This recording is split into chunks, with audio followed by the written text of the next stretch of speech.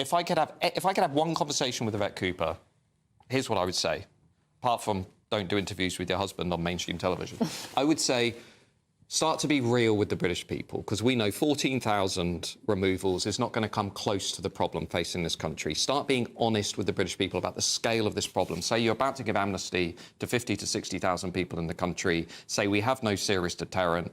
Say that 14,000 isn't even scratching the surface. Just be honest with people, because I've watched this for 20 years. Politician after politician lying and misleading on the Conservative Party and in the Labour Party. Somebody in this country has to be real with the British people about immigration. They have to be honest. And they have to say, look, this is what it's going to take to solve this issue.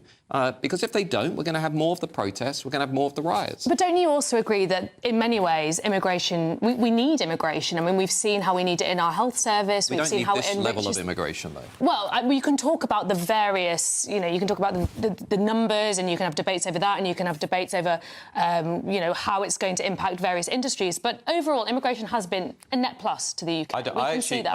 You know what? There was a poll last weekend, and they asked the British people, do you think, this was Opinion, which I think is fair to say, you know, a credible pollster, they asked people, do you think immigration has been good for the national economy? More people said it's not been good than it's been good. And they asked the same question about our cultural life and public services. What we have in this country now is a policy of mass immigration. It's an extreme policy of mass immigration because it doesn't reflect the interests of British people, that is building us a low-wage, low-skill economy that is dependent on cheap migrant workers to keep big business happy, to also, by the way, keep Liberals in London happy because they love this feeling of moral righteousness that comes with saying, I like immigration, I want more of it. Well, guess what? They're not going to face the costs of mass immigration. It's going to be the working class. It's going to be people outside of London and university towns. It's going to be people in those towns that were rioting and protesting the last couple of weeks because not only have they had mass immigration and their economies hollowed out, but they were then given the grooming scandal on top of that, and they were told that actually they were racist if they raised any questions about it. And I think that's bang out of order. I think people need to be treated with respect in this country by their political leaders.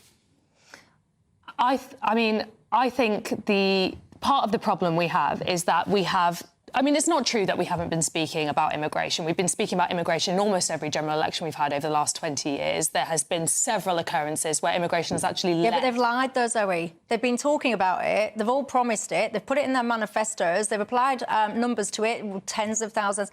But they lied. They didn't deliver it. OK, but what we have here is we have... You know, you say a low-wage, a low-skilled economy dependent on cheap labour, but we have needed immigration for various things in this country. I mean, we've needed it in our healthcare sector, we've needed it in our hospitality sector. We have seen the damage that has been done to those sectors, tightening certain parts of the immigration but you're system describing without... controlled, skilled-based immigration, But so was Matt. And I think one of the challenges that Yvette Cooper is trying to... I've got to say, I don't believe this plan is going to work either. One of the things she would argue, it's all about...